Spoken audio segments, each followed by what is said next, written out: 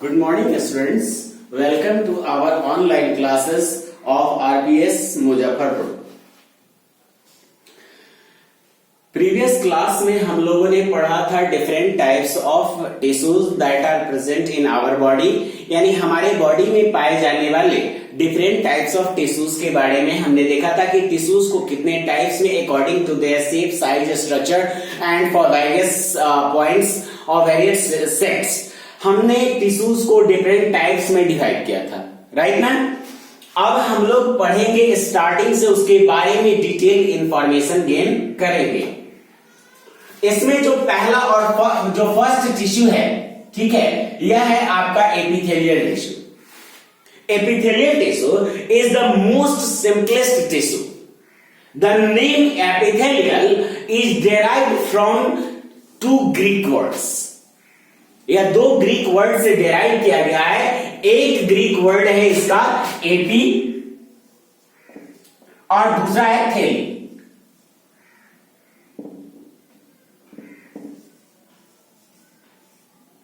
दो Greek word epi and thele. Epi it means the upon और thele it means nipple.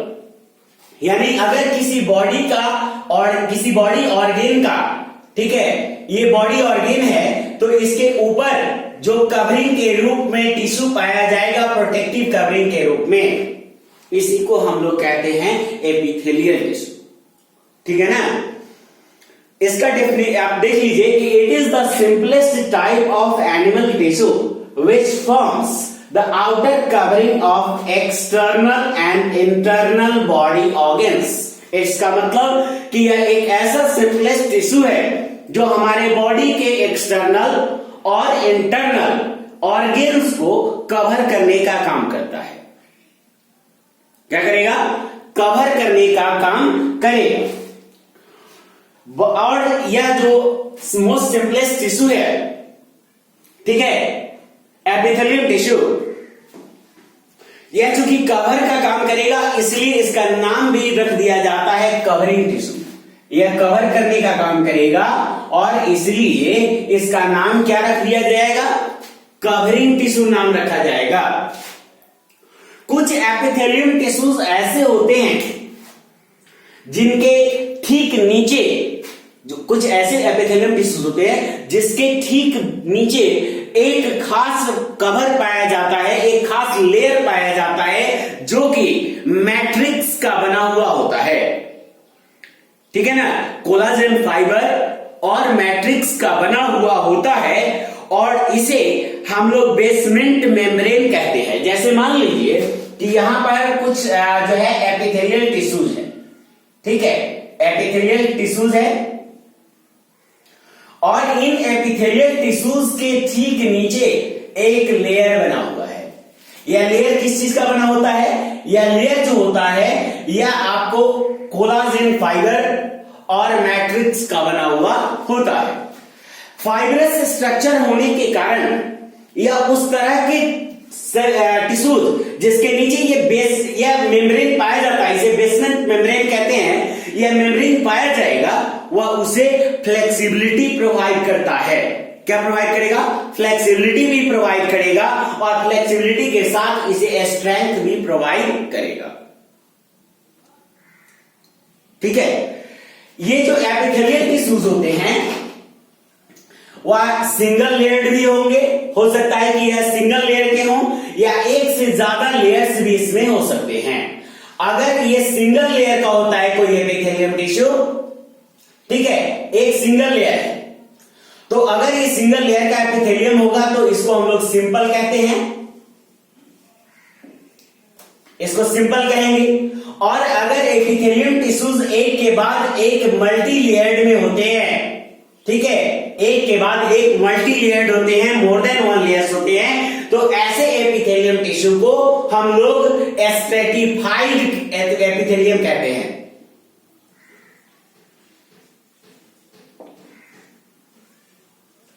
Stratified epithelium, ठीक है students, कौन सा एपिथेलियम कहेंगे? स्ट्रेटिफाइड एपिथेलियम कहते हैं।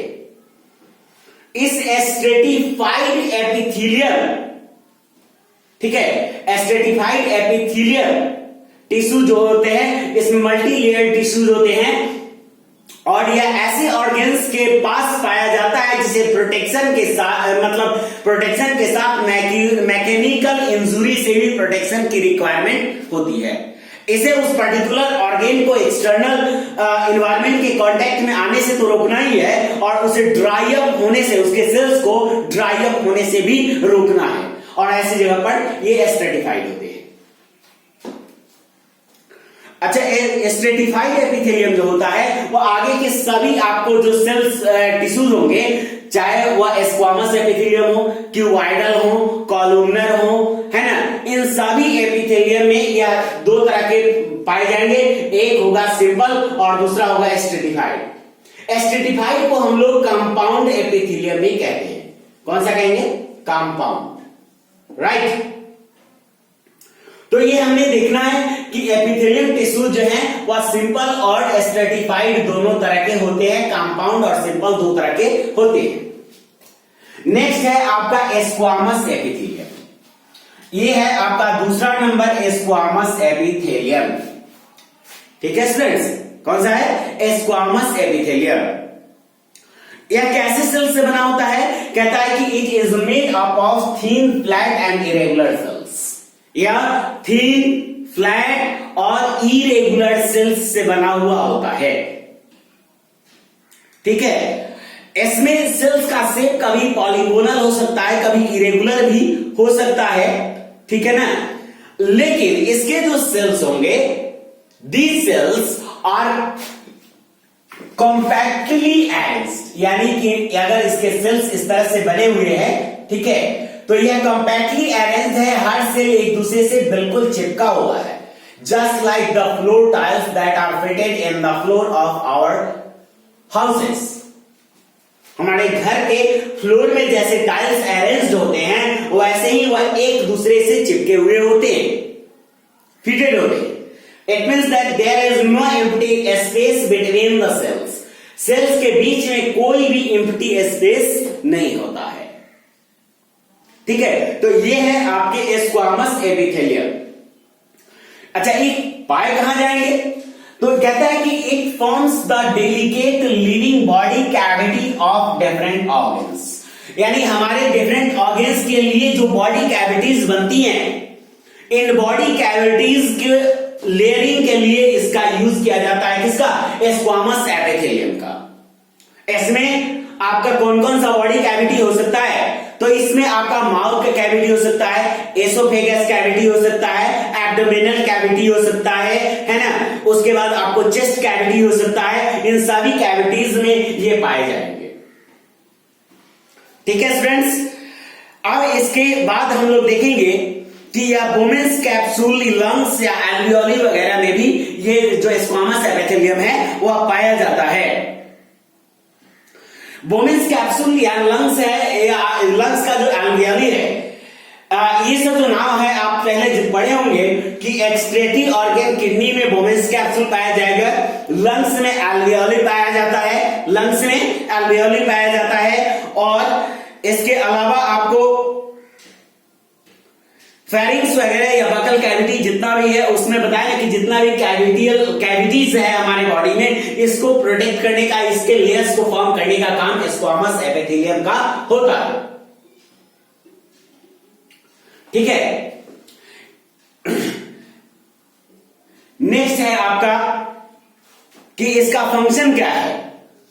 कहता है कि it protect the underlying organs against the absorption, against the infection और ड्राइंग। यह जो अंडरलाइंग बॉडी पार्ट्स है इसको इंफेक्शन से प्रोटेक्ट करेगा। अगर ये बोमेंस कैप्सूल में है तो यह फिल्ट्रेशन का वर्क करेगा। अगर यह लंग्स में है, जो एल्वियोली बोले हैं, तो वहां पर यह गैसेस एक्सचेंज प्रोसेस को परफॉर्म करने में हेल्प करेगा। अगर यह स्टमक का या बॉडी कैविटी के अंदर है तो यह अपना एक स्पेशल फंक्शन, प्रोटेक्टिव फंक्शन को भी परफॉर्म करेगा। यह अंडरलाइन बॉडी पार्ट्स को प्रोटेक्शन प्रोवाइड करेगा। नेक्स्ट है आपका क्यूबॉइडल एपिथेलियम। जो ये क्यूबॉइडल एपिथेलियम है, इसका अगर सेल्स का हम सेक्शन देखें तो यह फर्स्ट अपीयरेंस सेक्शन में हमें स्क्वायर के लायक दिखाई देगा, स्क्वायर जैसा दिखाई देगा। लेकिन चूंकि यह स्क्वायर जो है वह एक थिन प्रोजेक्शन है और सेल है, तो थोड़ा सा इसमें अंदर सबस्टेंसेस भी होंगे, सो इसका जो शेप होगा वह क्यूबिकल शेप होगा। कैसा शेप होगा? क्यूबिकल शेप होगा, क्यूब के आकार का हो जाएगा। राइट स्टूडेंट्स, तो ये क्यूब के आकार के चूंकि सेल्स से बना होता है, सो इसका नाम रख दिया गया है क्यूबॉइडल एपिथेलियम। ठीक है, कैसा, क्या नाम रखा गया इसका?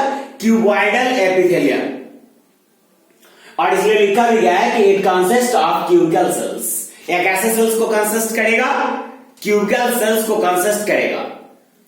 It is where is it found? So it is found in kidney tubules, thyroid vesicles and glands etc. यह किडनी ट्यूबल्स में पाया जाएगा, थायराइड वेसिकल्स में पाया जाएगा और ग्लैंड्स वगैरह में भी पाया जाता है। और अपने ऑक्यूरेंस के आधार पे इसका फंक्शन भी होता है। यह सेक्रीशन गैस्ट्रिक ग्लैंड में अगर पाया जाएगा तो यह गैस्ट्रिक जूस को सेक्रेट करेगा। अगर यह किसी हार्मोनल ग्लैंड में है तो हार्मोन सेक्रेट करेगा। और अगर किसी ऐसे ऑर्गेन में है जहां पर इसका फंक्शन जो है एब्जॉर्प्शन का है, तो वह एब्जॉर्प्शन प्रोसेस को भी परफॉर्म करेगा। कुछ क्यूबॉइडल एपिथेलियम टिश्यू जो हैं वह एक्सक्रिएटरी फंक्शन प्रोसेस को परफॉर्म करेंगे। नेक्स्ट है कॉलुमनर एपिथेलियम। अगला कौन सा है? Columnar epithelium. नेम से ही एकदम से एक्सप्रेस हो जाता है कि कॉलुमनर एपिथेलियम कैसे टिश्यूज होंगे। ये जो कॉलुमनर एपिथेलियम टिश्यूज होते हैं, these are as like columns, यानी यह कॉलम के आकार के बने होते हैं। हम लोग के घर में कॉलम होता है, कॉलम का मतलब पिलर आप लोग देखे होंगे, तो यह बिल्कुल पिलर के आकार का दिखाई देता है। ठीक है, यह बिल्कुल पिलर की तरह दिखाई देता है और इसीलिए इसे कॉलुमनर कहा जाता है। ऐसा कॉलम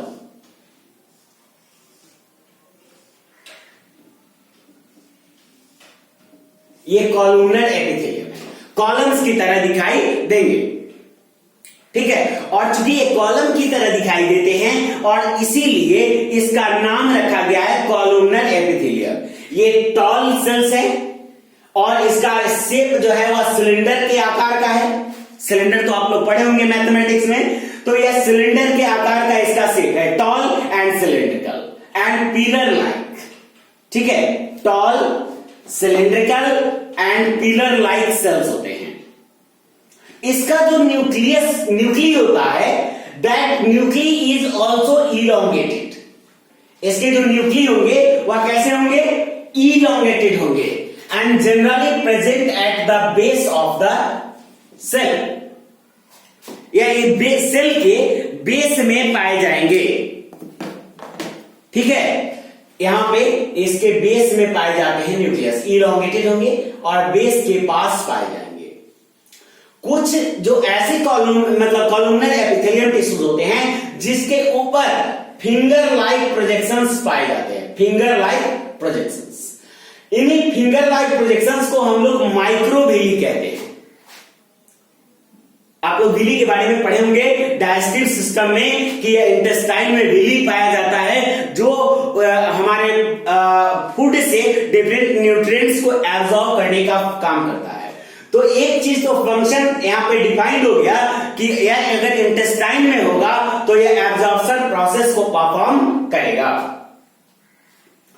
अगला है कि यह कहां पाया जाता है, तो it is generally found in stomach, intestine, gall bladder and oviduct etcetera. यह इन सभी जगहों पर स्टमक में पाया जाएगा।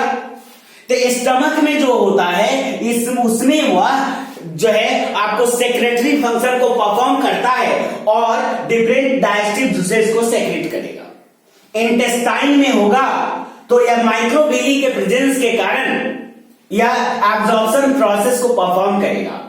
गॉल ब्लैडर में होगा तो सेक्रेटरी फंक्शन, ओविडक्ट में होगा तो वह डिफरेंट फंक्शंस को परफॉर्म करेगा। नेक्स्ट है आपका सिलिएटेड एपिथेलियम। इसका नाम सिलिएटेड क्यों रखा गया? तो इसमें कुछ ऐसे क्यूबॉइडल है ना, इसमें कुछ ऐसे क्यूबॉइडल और कॉलमनर एपिथेलियम्स होते हैं जिसके ऊपर finger like projection hair like projections पाए जाते हैं। कैसे प्रोजेक्शंस होंगे? हेयर लाइक प्रोजेक्शंस होते हैं। इसी हेयर लाइक प्रोजेक्शन को हम लोग सीलिया कहते हैं। आप लोगों ने पैरामीशियम में भी पढ़ा होगा कि पैरामीशियम के बॉडी पर हेयर लाइक प्रोजेक्शन होते हैं जिसे हम लोग क्या कहते हैं? सीलिया कहते हैं। और ये सीलिया के जो सीलिया होता है उसमें एक खास कैपेसिटी होती है कि वह किसी भी सब्सटेंस को सेल के कांटेक्ट में आए बिना वह उसे यूनिडायरेक्शनली मूव करने में कैपेबल होता है। ये सिलिएटेड एपिथेलियम जिस भी बॉडी ऑर्गन में पाए जाएंगे वहां पर प्रोड्यूस होने वाले सब्सटेंसेस को वह सेल के कांटेक्ट में आए बिना यूनिडायरेक्शनली मूव करने का काम करेगा। और ये कहां पाए जाएंगे सिलिएटेड एपिथेलियम? ठीक है। और अच्छा, सीलिया बनता कैसे है? Cilia is a type of cytoplasmic है ना projections that is bears on the free ends of the cell. यह एक साइटोप्लाज्मिक प्रोजेक्शंस है, ठीक है ना, जो फ्री एंड्स ऑफ सरफेस पर पाया जाता है। फ्री एंड का मतलब होता है कि सेल से एक दूसरे के बगल में फिटेड होंगे, ऐसे नहीं, तो इसका जो फ्री एंड होगा जहां से इसे जो है वह सब्सटेंसेस को यूनिडायरेक्शनली मूव कराना है वहां पर यह पाए जाएंगे। ठीक है। जैसे कि हमारा जो ब्रोंकाई है ना, ब्रोंकाई है, ब्रोंकस है ना, हमारा जो ट्रैकिया है, इस ट्रैकिया में जो है वहां भी सब्सटेंसेस को यूनिडायरेक्शनली मूव कराने की जरूरत है। कैसे? तो अगर अनवांटेड सब्सटेंस अगर विंड पाइप में जाता है, जैसे वाटर है, फूड है, तो वह रिएक्ट करता है, वो सब्सटेंसेस को रिटर्न कर देता है, तो वहां पे यह प्रेजेंट होगा। स्पर्म डक्ट में होता है क्योंकि वहां से स्पर्म्स को यूनिडायरेक्शनली मूव कराना है, तो वहां स्पर्म डक्ट में होगा। ओविडक्ट में ओवा को यूनिडायरेक्शनली मूव कराना है, तो ओविडक्ट में यह होगा। तो इस तरह से यह एक झाड़ू के जैसा वर्क करता है। झाड़ू जो हम लोग घर में लगाने के लिए इस्तेमाल करते हैं, घर में से बाहर को एक डायरेक्शन में मतलब जो है बाहरना है, ठीक है ना, तो गंदगी को एक डायरेक्शन में बाहरना है, तो वहां पे यह झाड़ू जैसा वर्क करता है और वहां पर जो चीज सब्सटेंस होता है वो उसको यूनिडायरेक्शनली मूव करा देता है। तो इस तरह से हमने देखा कि जो ये सिलिएटेड एपिथेलियम है वह कहां कहां पाया जाएगा और इसका नाम सिलिएटेड एपिथेलियम क्यों पड़ा। सिलिएटेड एपिथेलियम में हमने यह भी देखा कि इसमें दो तरह के सेल्स हो सकते हैं, कॉलमनर एपिथेलियम भी हो सकता है और क्यूबॉइडल एपिथेलियम भी सिलिएटेड हो सकते हैं। ठीक है। अब अगला है आपका गैलेंडुलर एपिथेलियम। गैलेंडुलर एपिथेलियम कैसा होगा और क्या होगा? तो जहां भी जिस भी ग्लैंड में जो एपिथेलियम टिश्यूज पाए जाते हैं, अब तक जो हमने टिश्यूज देखे हैं, अगर वह ग्लैंड में पाया जाता है तो और वह सेक्रेटरी फंक्शन केवल परफॉर्म करता है, केवल सेक्रेशन प्रोसेस को परफॉर्म करता है, तो ऐसे एपिथेलियम टिश्यूज को हम लोग गैलेंडुलर एपिथेलियम कहते हैं। कौन सा एपिथेलियम कहेंगे?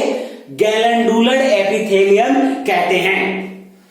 This glandular epithelium is generally present in pancreatic lobules, endocrine glands, intestinal glands, gastric glands etc. यानी एंडोक्राइन और एक्सोक्राइन ग्लैंड्स में जो एपिथेलियल टिश्यूज पाए जाते हैं, एक्सोक्राइन में हमारा गैस्ट्रिक ग्लैंड आ जाएगा, इंटेस्टाइनल ग्लैंड आ जाएगा, लीवर आ सकते हैं, आपका पैनक्रियाज आ सकता है। तो जितने भी एंडोक्राइन और एक्सोक्राइन ग्लैंड्स हैं, कंफ्यूज नहीं हुई है, एंडोक्राइन ग्लैंड्स का मतलब होता है कि जो ग्लैंड अपना सेक्रेशन ब्लड स्ट्रीम में सेक्रेट करेगा वो एंडोक्राइन, और जो ब्लड स्ट्रीम के बाहर सेक्रेट करता है, जैसे कि हमारा गैस्ट्रिक ग्लैंड है, पैनक्रिएटिक ग्लैंड है, ये सब जो है वह कहां सेक्रेट करेगा? हमारे इंटेस्टाइन में या स्टमक में अपने सेक्रेशंस को देता है। जैसे सैलिवरी ग्लैंड है, सैलिवरी ग्लैंड अपना सेक्रेशन कहां देगा? हमारे माउथ में देगा। तो इस तरह से एंडोक्राइन और एक्सोक्राइन ग्लैंड्स में जो एपिथेलियल टिश्यूज पाए जाते हैं, इनको हम लोग गैलेंडुलर एपिथेलियम कहते हैं। नाम एकदम से स्पष्ट जानिएगा, इसको हम लोग गैलेंडुलर,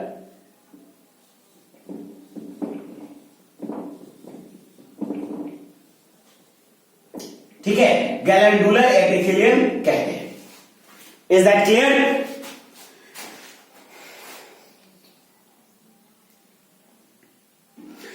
तो अब इसके बाद गैलेंडुलर का फंक्शन तो पता है आपको कि यह सेक्रेशन प्रोसेस को परफॉर्म करेगा और डिफरेंट हार्मोन्स और एंजाइम्स को सेक्रेट करेगा। ठीक है स्टूडेंट्स, तो ये था हमारा different types of epithelial tissue और इसका नेचर, इसका ऑक्यूरेंस, उसका फंक्शन जो हमारे बॉडी में पाया जाता है। ठीक है students, okay then thank you.